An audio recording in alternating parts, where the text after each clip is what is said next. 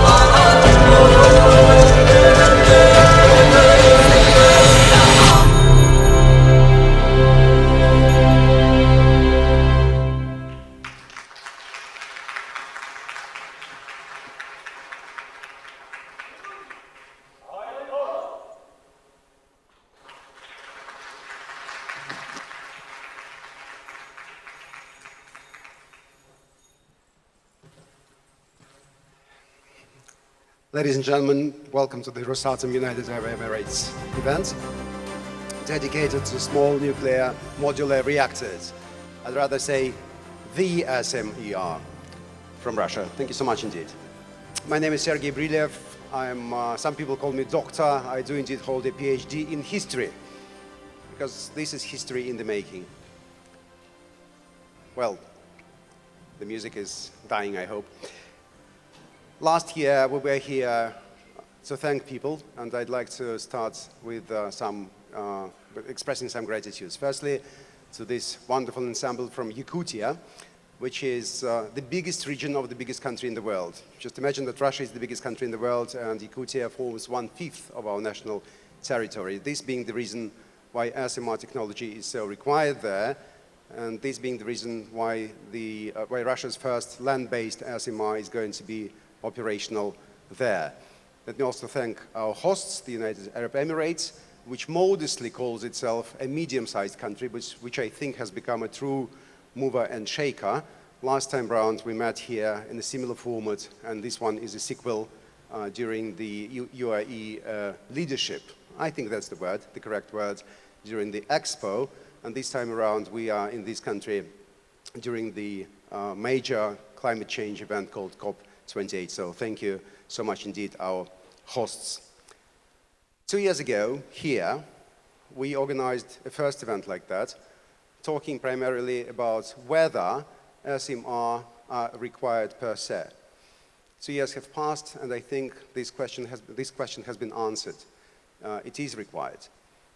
Russia was the first country which launched a floating SMR and is now developing this as an area of very promising things in the nuclear energy. So today we'll be speaking not about whether it's required, we'll be talking about why it is so required, who are the major producers, and who are the major clients as far as this new industry is concerned.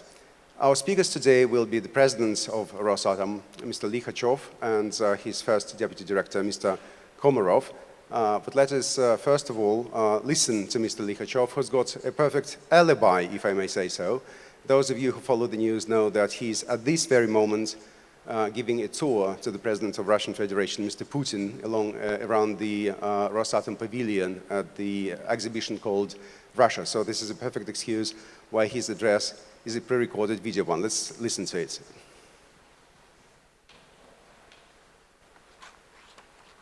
Дорогие друзья, уважаемые коллеги, Dear friends, dear colleagues, I'm so happy to welcome you today at the Day of the Small Power Stations organized by Rosatom.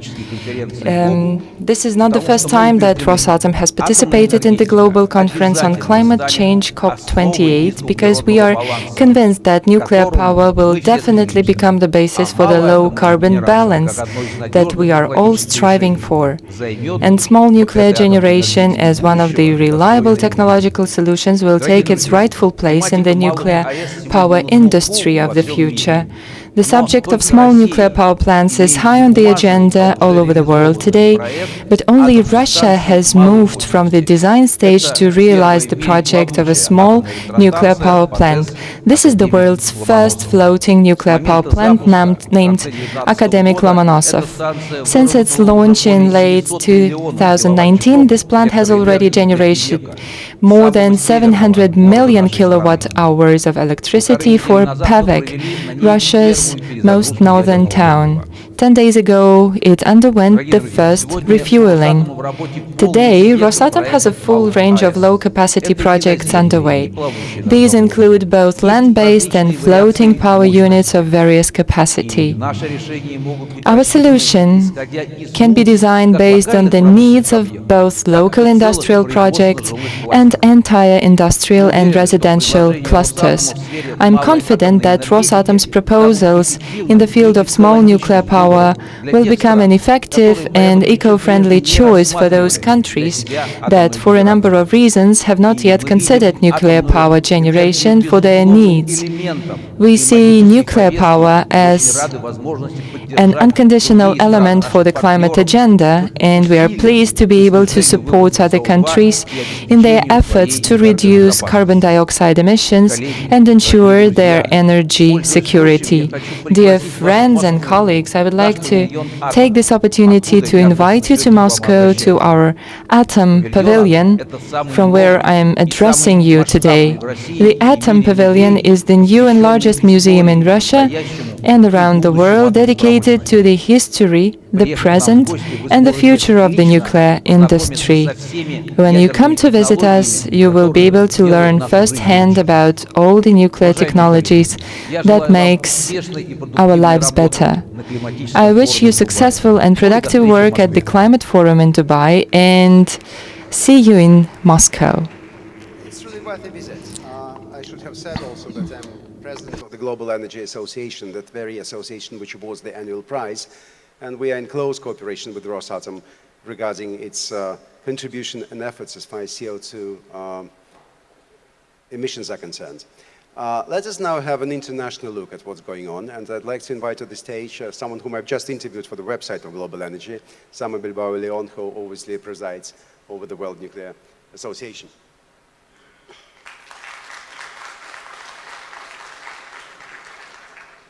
Samuel, you could actually come up here. There's a bit of confusion here, right, and go to the other side. As summer is coming to us, I should mention the fact that they have opened a marvelous pavilion in the blue zone of the COP28, so most of you are welcome there. I think not most of you, all of you there, so it's going to be more comfortable. We actually met with Summer 2 years ago at the same event here in Dubai. And back then, we were slightly nervous. Haven't you been given a microphone? I'll give you one. Please, the organizers, will you provide a microphone for Summer? I think someone is coming. I'll make my question first. We first met 2 years ago, and back then we were a bit nervous because we were approaching the COP20, the previous COP26 it was in Glasgow, and there was this feeling of people not being exactly comfortable about nuclear energy, not being exactly sure about its future. And suddenly in 2 years' time, everything has changed. And the nuclear energy has become part of resisting CO2, and it's a solution now. It actually sounds like something inevitable, if I may say so. I know that during the COP28 in Dubai, you've actually signed, or about to sign a declaration, you have signed one, a declaration with major countries regarding the future of the industry. What has changed? Yes. Well, good to see you again, Sergey, and it is a pleasure to join all of you in this very important event. No, you are completely right. Clearly, since we saw each other, which was almost 2 years ago, it was shortly after Glasgow, and nuclear energy was becoming a little bit more visible and recognized within the context of climate change, but we are in a completely different place today. So just as Sergey said, 2 days ago, this Saturday, we had 22 countries, including 8 heads of state, that publicly announced how nuclear energy is a key component of their energy mix, and also they made a very ambitious goal that was set, which was tripling global nuclear capacity by 2050. So clearly, it's not just talking, it's actually setting goals and trying to put in place the policies and also the finance in order to get there. But then SMR was a bit of a dawn just 2 years ago, and this time around we're actually talking about competition as far as who is the best producer. What's the future of this technology? No, it is true. So clearly, if you want to triple global nuclear capacity, certainly we are going to need a lot of reactors. Some of them will be large, and many of them will be small modular reactors. So now the point is we need to start building these reactors very quickly, because if you think about this, 2050 is only 25 years away. So if you want to build essentially 1,000 gigawatts of new nuclear capacity, we better get our act together very quickly. So there's going to be a lot of competition, but again, the market is so huge and the urgency is so large that I believe there is really great opportunities for everybody. So lastly, I should reveal a little secret about what we talked frankly just before the beginning of the session, and that is that these are rich guys. What about the developing world and application of such technologies there? Well, this is very important, of course, because here we are at COP, and obviously our primary objective here is to reduce emissions. But of course, when we are thinking of many countries in the global south, that is not their #1 priority. These are countries that we are now facing 800 million people that have zero or very minimum access to any kind of energy. So for them, this energy transition means going from no energy to energy. And in that context, I truly believe that nuclear energy is going to be a light changer because it's going to bring abundant, affordable, 24/7 clean energy for everybody. And this means, of course, electricity, but this means much more. And this is particularly with SMRs are going to shine, where we are going to be able to produce steam for industrial applications. We are going to produce energy for freshwater desalination. We are going to be able to produce district heating. We are going to produce perhaps hydrogen or ammonia or other synthetic fuels. So essentially, these nuclear reactors are going to be able to decarbonize the entire economy. Now, for developing nations, as you very well said, the economics, the financing is very important. And we really need to make sure that these countries have access to affordable financing to develop these reactors. And obviously, when we are looking at SMR, this is even better because these reactors being smaller, they may be more affordable and they may be providing better opportunities for newcomer countries that are starting to develop their civilian nuclear program. Sama, thank you so much indeed. Sama Bilbao Leon from the World Nuclear Association. I'd rather suggest you leave the microphone there because to avoid further confusion. Thank you very much. Thank you. And once again, by the way, thanks to the United Arab Emirates, the country being a gateway to the developing world, so we can talk about things like that, establishing a framework for further discussions. Yet let's come back to the technical side of things. Mr. Likhachev has told us a lot about recent developments in the area, but his first deputy, Mr. Komarov, who is here, whom I'm inviting to the stage here, please try to use that side here. Will hopefully tell us more about concrete details, precise details of what's going on. The stage is yours, and before you reach it, let me ask you about the progress in SMR technologies in this last months and its last 2 years, which have passed since we last met here in Dubai. The floor is yours, sir. Thank you very much, Sergey. Good evening, good afternoon, everybody. First of all, I'm very happy to see each one of you present here tonight on our SMR event that takes place alongside a very significant international climate conference. It's not a coincidence. We are convinced that SMR technologies will become a key component of the global energy transition. The SMR Day of Rosatom is fast moving to become a traditional event. As you have mentioned, last time we have met 2 years ago during Expo 2020 on that very conference hall. I would like to express my sincere gratitude to the government and the people of the United Arab Emirates for wonderful hospitality, for brilliant organization of large-scale events such as Expo 2020 and COP28, which provide a wonderful opportunity to discuss key issues of low-carbon technologies development. Returning to the topic of our discussion, we strongly believe that nuclear energy technologies, and especially SMR solutions, are becoming one of the key contributors in the climate change fight.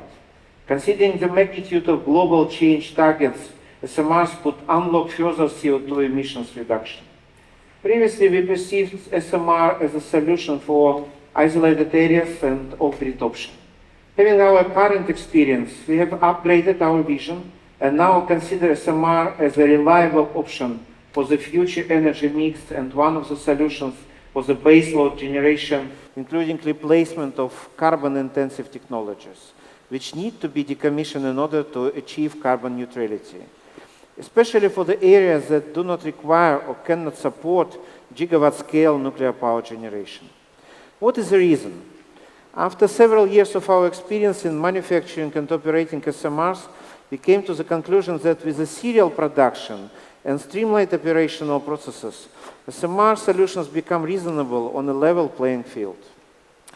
For example, with small nuclear reactors, consumers are able to predict the price of electricity for decades ahead.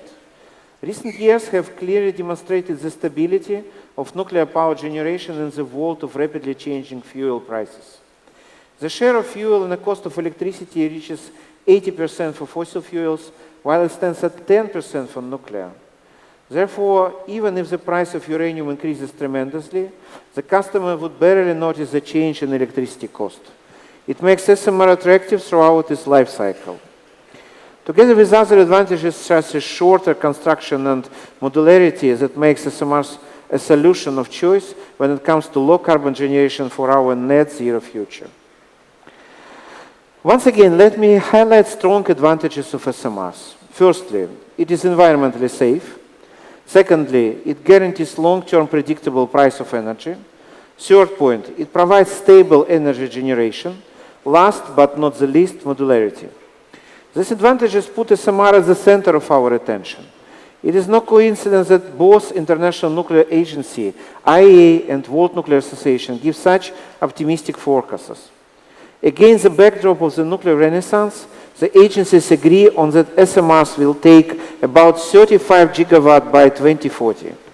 Today there are around 70 different projects of SMR globally on the concept and design stages. Rosatom is very proud to be the only one of vendors who has already moved from words to deeds. In our current SMR strategy, we are focusing on three directions. It's floating SMR, land-based SMR, and a very small modular reactor, or VSMR. Let me give more information and update you about our existing projects. It is important to know that the core of our SMR solution is not something new, drafted from scratch. Based on rhythm reactor technology, which has a proven track record of operations on nuclear submarines and icebreakers since the middle of last century, total operating time of rhythm reactors now is already more than 400 reactor years. Currently, 3 icebreakers, each powered by 2 rhythm reactors, are in operation, with 2 more are being constructed. We also have rhythm reactor with increased capacity for our most advanced icebreaker, Russia. This reference technology has entered the serial production stage, and you have a unique opportunity to see how the vessel of one of these reactors is being welded in our production site in Podolsk, Russia. The reactor will be installed of one of our floating SMR. Please show the video.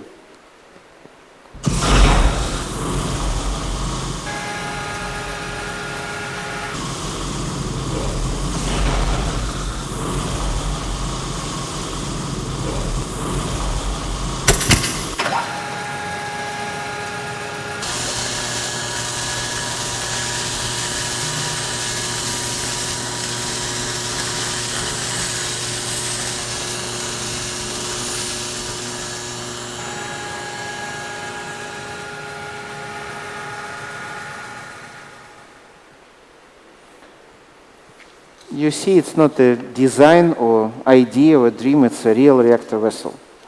And coming back to our SMR solution, I hope you know very well our floating SMR, which has already been successfully supplying the northernmost city in Russia with electricity and heat for 4 years in a row. We are proud that this SMR is the first floating SMR in the world.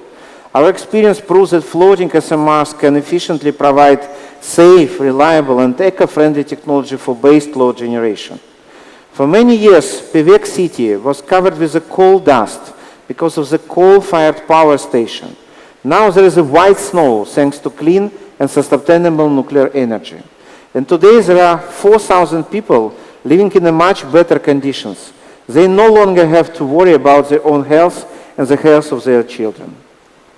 This referent technology has opened the door for the serial production. Currently, Rosatom's 4 floating SMRs are in implementation process. They intended to become an energy source to supply power for the development of Baimskaya, one of the world's largest copper deposits. Industrial customer was facing a dilemma of power supply source. Nuclear option was chosen by the client in regard to its economic and climate efficiency. Overall, our experience in the analysis and in performance of floating power plants has led us to the conclusion that floating NPPs are one of the more promising energy solutions for the world, both from an operational and business model perspective. Rosatom guarantees all important production work. We take care about manufacturing, fuel loading, and refueling the power plant. In simple words, we are production and service center. After completing service and refueling work, the floating power unit will return to operation site. Thus, the client receives a generation source without the need to create an infrastructure for its construction and maintenance, including radioactive waste and spent fuel management issues. From the business point of view, we understand that for the client, the most important thing is to uninterrupted power supply. In response to this request, we have elaborated N+1 concept. To put it simple, if you want the always working power units, you need to have one extra in stock. For example, when operating 7 power units, one should be located at service center. This is a kind of non-stop cycle that we have designed in order to ensure smooth and continuous operation. Regarding the land-based solution, let me update you on our SMR project in Yakutia. The pilot project in this region will be a reference of our land-based SMR solution. It is very important not only because this region needs energy source. We need an environmentally friendly energy generation to keep safe this unique and fragile Arctic ecosystem, as you can see at the very beginning. What has been done in the last 2 years? The first facilities have been built, and most importantly, in accordance with the project schedule, we have started the licensing process in order to obtain a construction permit next year and start the main period of construction and installation work. The project is coming from a blueprint into life. This year, a significant milestone was the completion of the construction of the first infrastructure facilities for the SMR personnel, who will begin on site works of the future nuclear power plant in the spring of 2024. In this picture, you can see the progress of the project. The start of construction work has already brought positive changes in the social sphere. Jobs and infrastructure are created. All this will help to improve the quality of life for local people. Let me share you with another important milestone, the start of preparation of the main equipment production. I have a video from the just last week, where you can see the process of steel placement for Yakutian NPP SMR reactor vessel on the production site near St. Petersburg.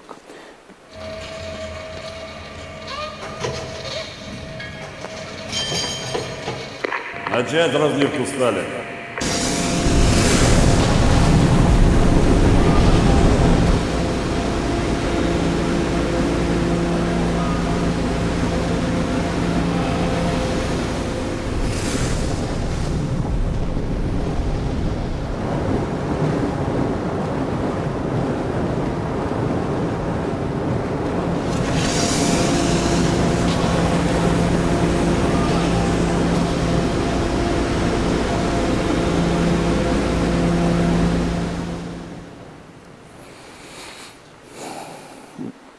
We can see today that for some purposes and tasks, the 100 megawatt capacity of our basic solution is sometimes overmuch.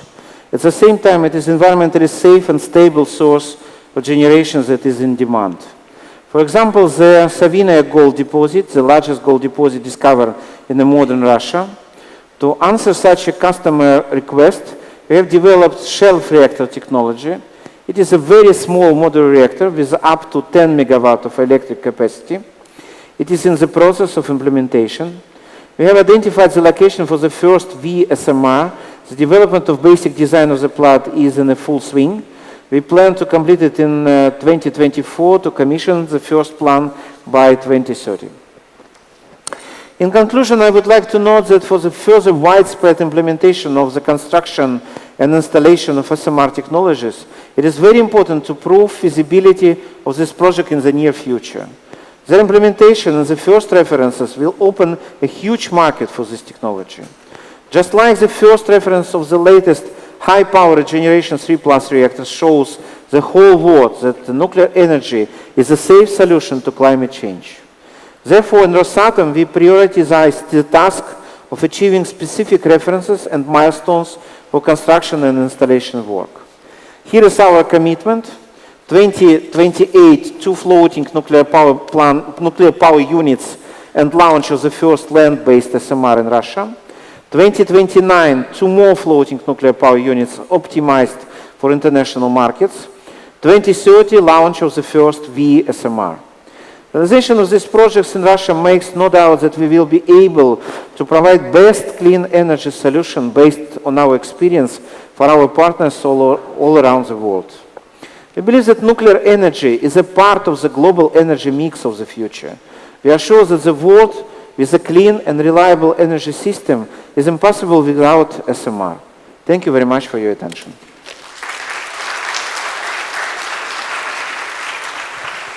Thank you, Mr. Komarov. I wasn't, it's not that I'm not polite. I just want to add something to Mr. Komarov's presentation, because those of you who are not from Russia can hardly visualize what he's talking about when he talks about the Republic of Yakutia. I've just checked something. So this Republic of Yakutia, which, as I said, is the biggest region in Russia, is larger than Argentina, for those of you who are from Latin America. It is 5.6 countries like France. It's 12 islands like Great Britain. It's 33 countries like Portugal, or 1,526,497 countries like Monaco. It's really huge, and that's the reason why the greatest of these projects should be also compared with the vastness of the territory. So if this works there, it should be working anywhere. And this is also working, because we are now coming to the stage where we've listened to the vendor, but we will now be talking to the clients. So without further ado, I'd rather take a seat because it's a large list. I'll be inviting people to the stage. First, Sergei Ryzhov, member of the board of Seligda Russia. It's a company which produces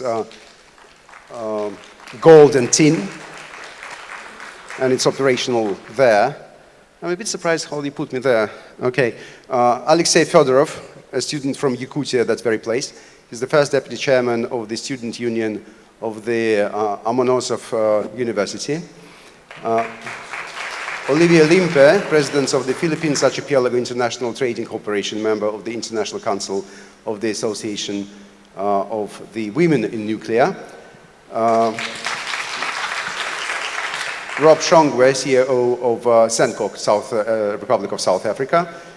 Evgeny Fedorov, Vice President for Energy of Norilsk Nickel, which is a company based in the far, far north of Russia.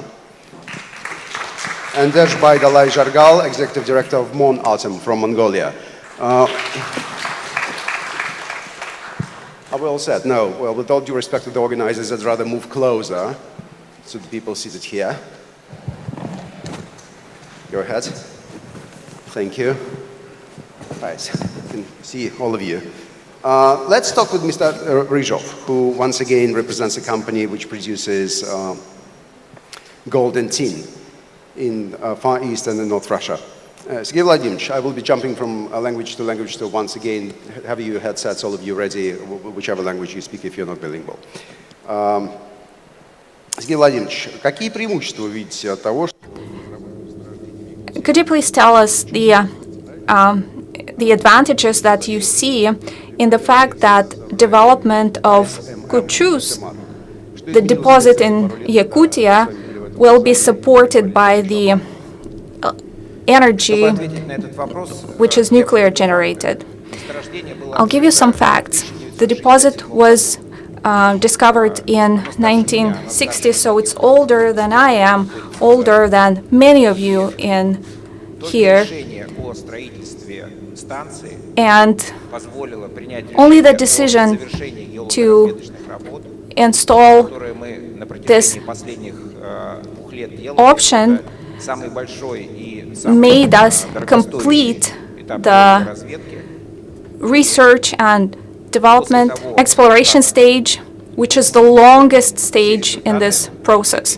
And once we finalize the exploration stage, it will be ready for commercial development. We did not have this opportunity before. We could not even get to the stage where we could start commercial development. So SMR gave us the chance to get to the operational stage. So I just mentioned the size of Yakutia. How is the logistics there? Everything was as planned. It's a great answer.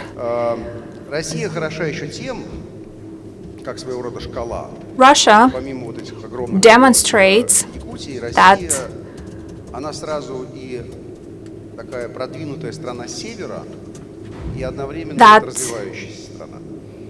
it's a country with great northern territories, but it's also a developed country.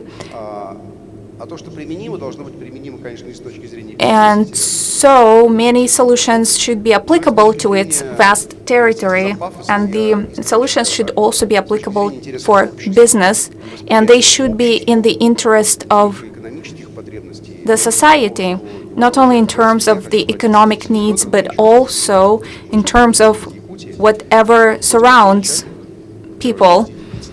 And we have a student from Yakutia, who is the chair of the university union, student union. So I would like to ask you, what's your idea of the future of your region and what prospects you see for yourself? Participants of the meeting. My name is Fedorov Alexey. I'm 24 years old and I was born in Republic of Sakha-Yakutia, coldest and largest region of Russia. Далее я хотел бы продолжить на русском языке. I will proceed in Russian. I was born in Yakutsk. I am a student of the far northeastern Federal University. We have more than 20,000 students. Many of them are my friends, and many of them are from small villages that do not have basic communications such as running water, energy supply, electrical energy supply. And what we are doing together with Rosatom is a great boost for the development of the region. Many of my friends stay in Yakutsk simply because they do not have comfortable living conditions in their small towns. So what we're doing now with Rosatom gives a lot of hope for those people to get back to their hometowns. This project is already providing thousands of workplaces for many people, so they'll be able to raise their kids in their homeland. And I would like to explain one thing for people who are not from Russia. Just until recently, for energy supply to remote areas, you know, in the north, rivers would freeze, oceans would freeze. So transportation period is quite short. So for many areas, coal was transported in 2 stages because of weather conditions. They would transport it to a certain point, and only the next year, once ice melts, they would get it to the destination point. So it's a revolution what's going on right now. National realities. I've already presented Alexey Likhachev, President of the Philippines International Trading Corporation and member of the International Council of the Association, with an incredible name, of course, the Women in Nuclear. I just absolutely loved it. Olivia, now Philippines is, of course, in a completely different climate, yet it's also a country where distances play their role, but it is also a country which has already constructed, yet never commissioned, the large-scale NPP. Why are you then interested in SMR technologies? Thank you, Sergey, for the question. So, yeah, we are one of the 3 countries, I think, that built the nuclear power plant and never operated it. So I think we realized that, you know, we did make a mistake. And now with the introduction of the SMR technology, it's something that would really fit the Philippine situation. It fits our requirements because it's really perfect for countries like ours. It's an archipelago with over 7,100 islands. And we have a lot of areas that are off-grid with no connection to the grid. So it's really perfect for the Philippine setting. And then, of course, there is that realization that renewable energy isn't, because of its intermittent nature, isn't really the ideal baseload power. So we really need to look into nuclear energy for baseload energy. And I think that's really, it's clean energy, it's sustainable, and it's also low carbon emissions. And because of the SMR technology and the FNPP technology, the cost is lower. And so it has become more attractive to private investors. Because we have this law in the Philippines, the EPIRA law, which prevents the government from owning energy assets except in off-grid areas. And so if we want nuclear energy, it would have to be investments by the private sector. And because of this technology that offers a lower construction cost and a more stable price of the supply, then I think it has encouraged a lot of, for now, a few private companies to really seriously consider going into nuclear energy. Samuel Bilbao-Leon at the very start of our conference today mentioned the fact that the World Nuclear Association is promoting an agreement which would include better access to financing such projects from the World Bank, etc. Is it your case, or in your case, these are private investors who are private national investors who are capable of financing such a thing on their own steam, let's put it this way? Well, I think to some extent they can finance themselves, but they will, I think Rosatom has also very good business models that are quite attractive to private entities like our companies in the Philippines. You know, they can also operate as an independent power producer, and the private companies can just buy the supply from them. And they have very innovative business models, which I think is very attractive for the Philippine market. So they didn't just innovate in terms of technology, but also in terms of business models. Right? So I think, and then of course, how they manage their spent fuel and their is also something that is very encouraging and interesting for the Philippine market, given that we have zero experience managing nuclear power plants. So I think Rosatom can really take care of it from end to end, which is one of the big advantages of working with a company like Rosatom. Mind you, this was not a pre-rehearsed exchange, so I wasn't actually expecting such an interesting thing. No, thank you. But that's my honest opinion. Let me now cease being a nice guy, well, because I am associated with this kind guy from Global Energy, by those of you who are from outside Russia. But in Russia, I'm a television interviewer. So let me ask you a difficult one now, but it's inevitable. People wouldn't understand me. You've just had an earthquake, and there was a tsunami danger. It's not new for the Pacific Rim, of course, but how safe is it in countries like Philippines to have, in the Philippines to have, say, floating SMRs? Yes, I think floating SMR is really perfect for the Philippines, given our archipelagic country. We have like over 7,100 islands, so we can have like a floating power unit that connects to a coastal mooring site where you have the NPP. So I think it's really ideal for the Philippine setting. So it's conceivable, no dangers from earthquake or tsunami in that sense? No, tsunami, we do have typhoons, right? But I'm sure Rosatom will be able to take care of that problem. Climate change and reverse. We could bring you some snow as well. Thank you so much. I mean, if they can take care of the ice, they can take care of typhoons. Let us go now to South Africa. Let me first of all express my gratitude to our South African friends, because this year I visited the legendary Pelindabi facility, and we are making a documentary which comprises both global energy agenda and some of the historical references to the 70s and the 80s and the nuclear, and different ways that South Africa developed its nuclear technologies. Now, you've had nuclear industry practically from the 40s, let's put it 50s, but it all started in the 40s, and you have an operational NPP. Why are you interested in this new technology? Firstly, I would like to introduce the entity that I'm representing, which is Sendok Austral. And Sendok Austral owns a shipyard, which is the biggest shipyard in Southern Africa. And that's the business we've always been interested in.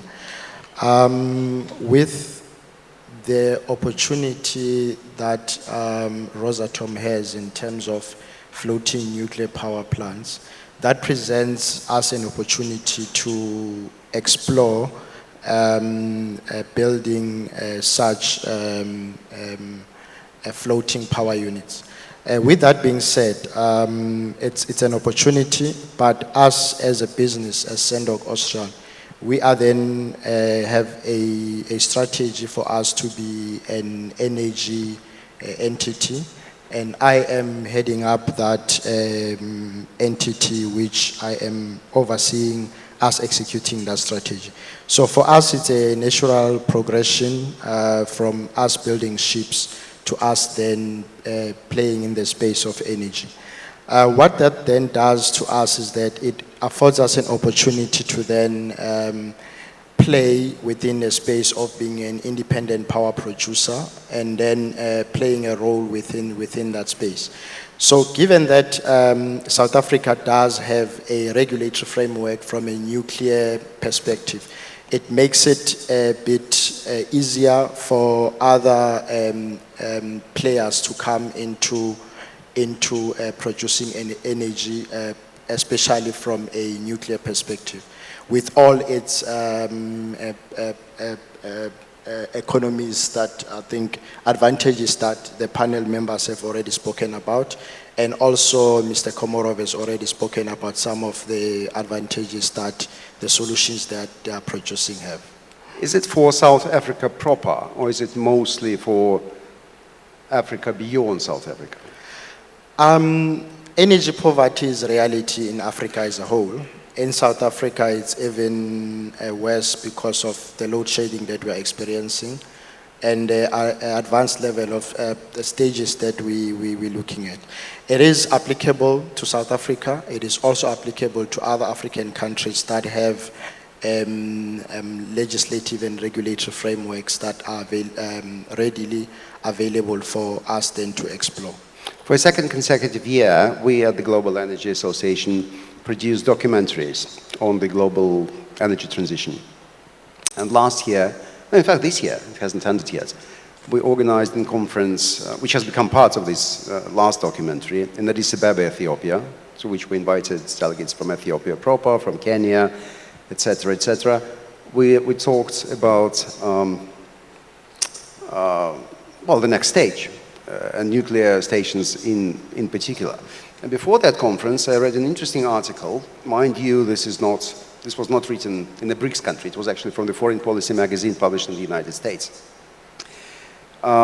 which provoked me to make some calculations. We made those calculations, and as it happens, the combined US, UK, and EU renewable projects offered for Africa cover about only 15% of Africa's current energy needs, whilst the population is growing at a faster stage. This is not about this conference's topic, but I should ask this question. What's the realistic and viable energy mix for Africa? What should be the percentage of solar, wind, coal, nuclear, hydro? In that regard, a balanced energy mix is needed for Africa, and based on the resources that are there within the countries, you would balance it based on that. There is a great energy mix in terms of the sources. The sun is part of them, but that's not really going to give us an ideal solution in terms of base load. And then base load can be provided by the energy sources that we have, which is coal is still a very big energy source that is available. We have hydro as well from the big rivers that we have in Africa. There is also a possibility of nuclear as well, because we have uranium deposits in the whole of Africa as well. So that is to say South Africa and now Egypt, with Yes. Rosatom's participation, is only a start. Yes. There will be more things to come, you Yes. think? Interesting. Let's go to the other side of the world once again. We're going to Mongolia. Mongolia is an interesting country, which is now in the list of those states which are eager to move their capitals elsewhere, from Ulaanbaatar to another corner of the country. It was traditionally, well, it traditionally relied on coal, but now it's also contemplating the nuclear option, besides being a country where you have rich uranium deposits. What about the SMR technology, especially within the framework of this plan to move the capital? I'm asking this question to Lai Jargal, who is with us from Monatom, Mongolian Atomic Agency. Okay, thank you. So let's now talking about capital, yeah? New capital, future capital. So it's true that at the beginning of last year, the Mongolian parliament has adopted the project of government of Mongolia to move, it's not move, it's creation of the new future capital. There are two reasons is why this kind of decision is made. So it's historically first, because in the 30th century is first when the Mongolian Great Empire was created, the capital was in western sides that we are going to move our capital. So when Genghis Khan created Great Mongolian Empire, so it was created capital. So it's in this located in western side, Mongolia. Its name is Kharkhorum. Also, its site and cultural landscape has been inscribed to the World Heritage Site UNESCO in 2005. It's one essential reason that's why we decided to kind of decision. Second, of course, truly we would like to have to smart, comfortable, and efficient capital in the future. So, regarding the SMR, so is Mongolia electricity based on the coal-fired plants. It's creating such modern problems in pollution. It can raise many things. So why SMR for Mongolia? Why is SMRs available for Mongolia? I think that there are 4 or 5 reasons, positive points. SMR is, number one is reduce capital expenditure to compare it to the large-scale nuclear power plants. Number 2 is shorten time of production, shorten time of construction period. Number 3 is it's possible to extend. It's possible to extend the the plant's power outputs in case of the increased demand of the demand of the energy. And number 4 is it's very important for Mongolia is SMRs can generate both electricity and the heat. That's why we're talking about, not decided, but talking about this possible future cooperation. What about the energy mix in Mongolia? You've been traditionally dependent on coal, but you're a vast country where there's a lot of winds and a lot of sun.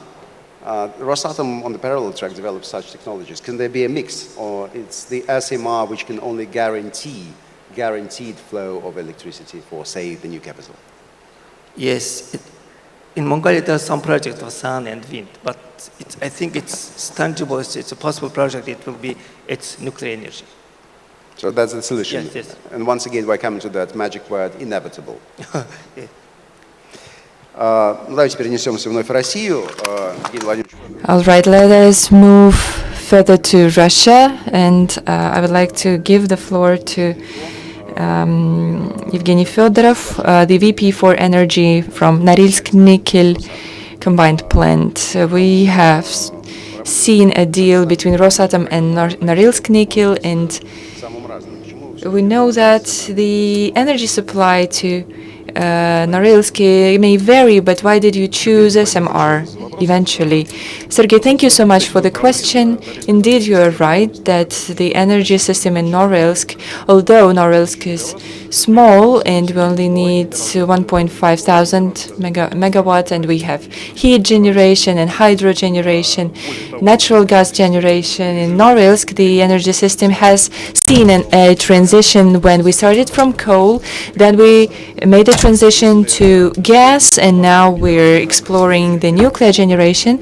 So we think this is going to be the next element for transition. So 4 key principles here are economics, safety, security, and environmental friendliness. We have come to the conclusion with my colleagues that the third transition is possible to nuclear generation. And I suppose that you mean totally the nuclear? No, not totally 100%, as my Mongolian counterpart has mentioned. It is going to be a viable mix. We will maintain the gas generation capacities and coal generation and the nuclear generation. I wanted to explain a bit to our international counterparts and guests that Russia, and I want to be patriotic here, that in Russia we have an amazing energy mix, absolutely stunning. It's 15% of coal, 20% for hydro generation, 20 for nuclear generation, 20 for gas generation. What do you think you need? We have hydro generation and gas generation 50-50, but by 2030 we expect to have the even mix, 30 and 30% among nuclear and hydro generation. Well, the traditional and non-traditional and new energy, maybe it's not the right company to talk about it, but we always need to remember the traditional generation. And please bear in mind that the CO2 capture mechanisms, facilities have been improving significantly. So it's still viable. It's still quite friendly. I would like to give the floor to Evgeny Vladimirovich, who I would like to address the following question. You're going to talk about it to the people. Oh, sorry. Let's continue. You need to talk about it to the population. Are people ready for such changes? Are they scared? Do they have fears regarding this? I believe that we have to be transparent here, and we have to discuss this at the very early stages. The answer to your question, I don't know. We will see. We will start the discussion in 2024, and we will pay special attention to this. And we are very responsible for the indigenous people of the north. And to me, it is so important to have transparent discussion and dialogue. Okay, what is your expectations? I'm sure you've had some background discussions. Yes, we have had, and people quite enthusiastic about it. International networking role in it. How can you contribute to the acceptance by the public of the new projects in the nuclear field?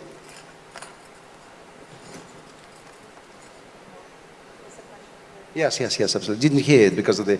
Yes, we're talking about the acceptance of new nuclear projects by the public. Yes. In the case of Russia's far north. So I wanted to ask you about women's role, the women's networking role in such things. Well, women have a big role, really. So in new markets like the Philippines, who don't have nuclear energy, sometimes it can be a case of the blind leading the blind, right? In the hands of a strong anti-nuclear activist, they can really sway public opinion. And so it's important that we also market the idea of nuclear energy if a country wants it.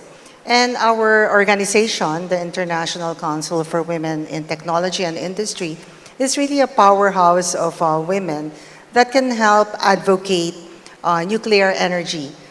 In what sense? These are people who have been there and done that. We can benchmark with their success stories, with their experiences. We don't have to start from scratch. I think you and I will all agree that women are the best teachers because we had the best teacher in our lives, our mothers, right? So I think we have this natural inclination to teach, and women are able to somehow translate complex and intimidating issues into more simple concepts and terminologies that the public can really appreciate, no? And I think that's where our women's group can play a big role. We can help governments advocate.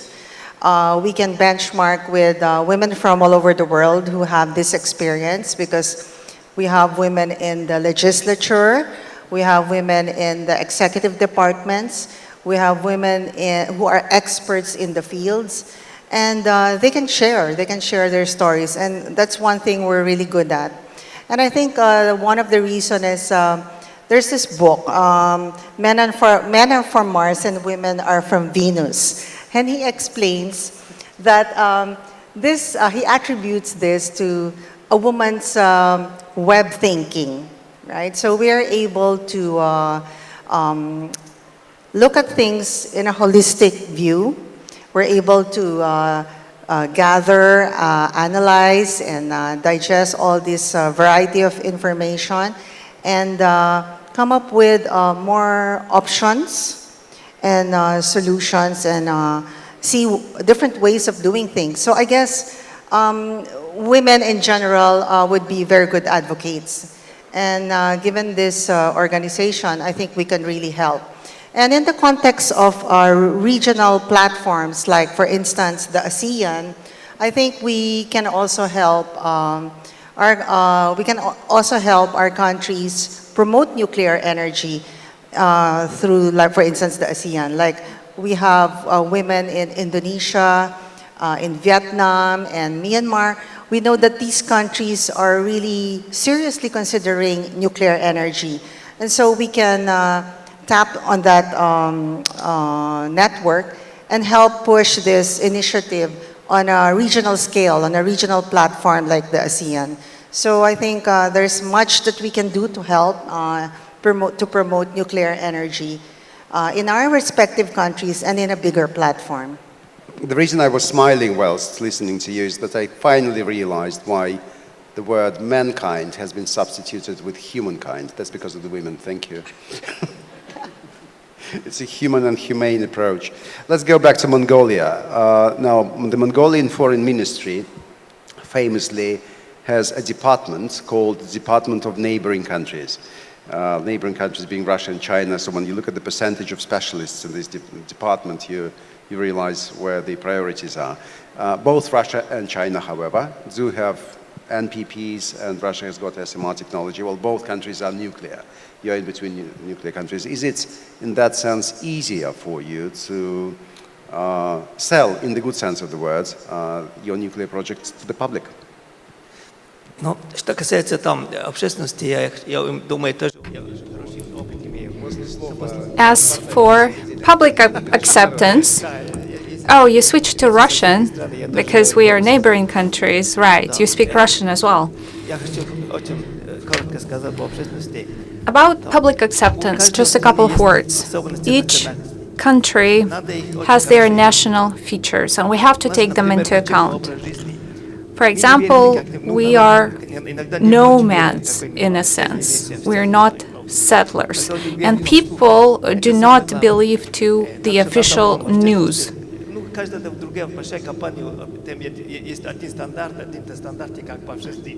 Big companies usually have unified standards.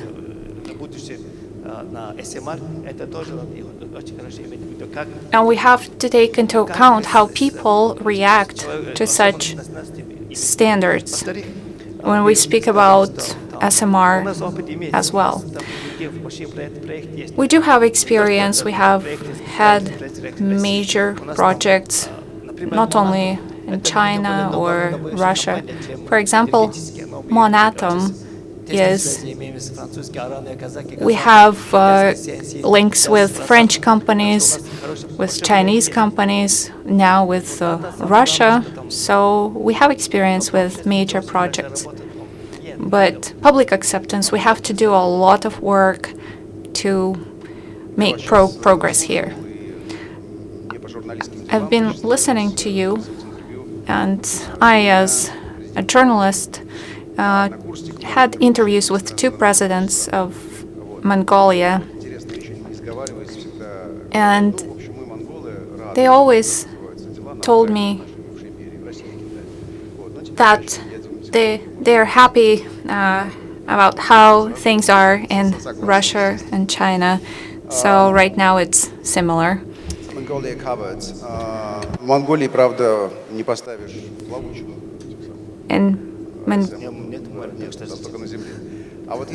In Mongolia, of course, you cannot have floating SMRs, only land-based. But if we think about where else we can use floating or land-based SMRs, and I would get to Mr. Ryzhov, who else would you advise to use SMR technologies? First of all, I would like to mention ecological aspect of this solution, because the Arctic nature is very severe and at the same time very fragile.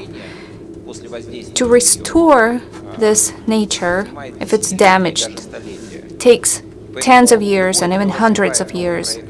So if you're developing a project in the Arctic region, you should think about minimum negative impact on the environment. Nuclear reactor means minimum impact, it's minimum logistics, and reliable power generation for long years. So any major project that is designed for tens of years should first of all consider nuclear applications. Second, comprehensive development of the area. If an area is developed in many aspects, if we have not just one consumer, but several subsidiary consumers, or maybe another major consumer, this reduces costs substantially for Rosatom in terms of power generation to one enterprise, and it also reduces costs of the end user. So the second aspect is a comprehensive development of an area, so that reactors are used not only for one project, but maybe for several projects nearby. Even in countries like Russia, where people are deeply involved in such technologies, public acceptance may vary.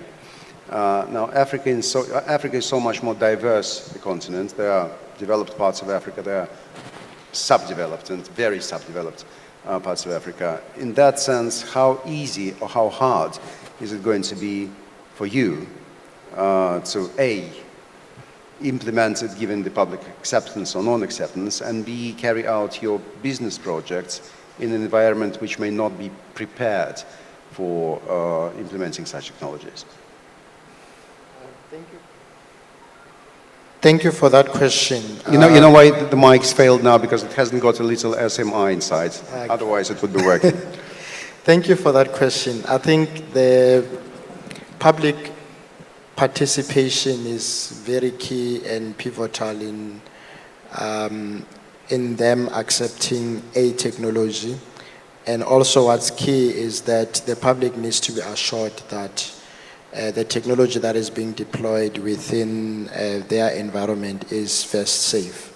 And also it being safe means that the perception needs to be managed such that the public does feel safe around that technology.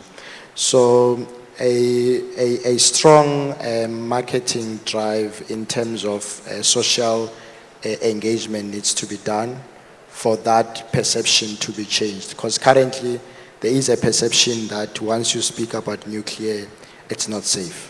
So public perception needs to be managed, the social engagements needs to be had, a strong marketing drive needs to be had as well, so that perception needs to move or transition from that technology being unsafe to it being safe, and thus that will then drive into acceptance of that technology. Thank you so much indeed, sir. Alexey, мы все... Alexey,